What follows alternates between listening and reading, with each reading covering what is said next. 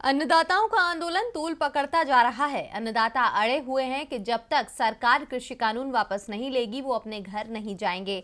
सड़क पर अन्नदाता डटे हुए हैं तो संसद में भी इस पर चर्चा चल रही है। सरकार अभी भी यही दावा कर रही है कि कानून अन्नदाताओं के हक में है। तो आज दिन भर किसानों के आंदोलन को लेकर क्या रहा हाल, देखिए हमारी ये रिपोर्ट। कृषि कानून के खिलाफ अब पंचायतों का दौर शुरू हो गया है। आज जींद में किसानों की महापंचायत थी तो देश की सबसे बड़ी पंचायत यानी संसद में भी कृषि कानून की गूंज सुनाई दी।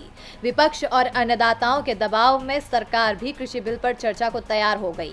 जींद की पंचायत में पहुंचे भारतीय किसान यूनियन के नेता राकेश टिकैत ने कहा कि सरकार दिल्ली के किलेबंदी कर रही है। जब राजा फंसता है तो अपने लिए किलेबंदी करता है। सरकार की किलेबंदी अभी तो एक नमूना है। आने वाले दिनों में इसी तरह से गरीब की रोटी पर किलेबंदी होगी।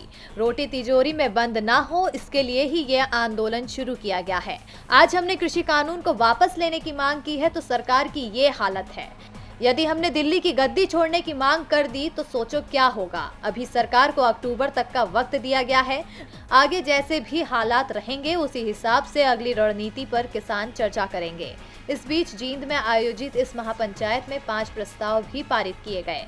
तीनों केंद्रीय कृषि कानून रद्द किए जाएं, न्यूनतम समर्थन मूल्य पर कानून जामा पहनाया जाए, स्वामीनाथन की रिपोर्ट को लागू किया जाए, किसानों का कर्जा माफ किया जाए, 26 जनवरी को पकड़े गए किसानों को रिहा किया जाए, जब्त किए गए ट्रैक्टरों को छोड़ा जाए और किसानों पर दर्ज मामले वापस लिए जाएं।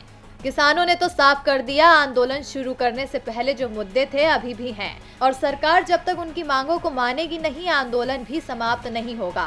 कृषि कानूनों को लेकर आज सुबह राज्यसभा में भी चर्चा हुई, जिसमें विपक्ष ने सरकार को जमकर सुनाया।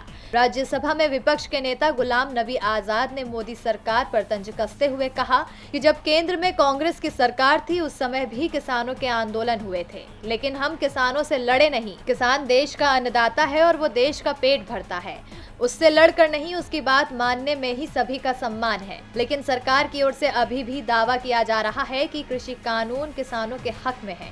ऐसे में अब देखना होगा कि किसान क्या रणनीति अपनाते हैं। डीबी लाइव की रिपोर्ट।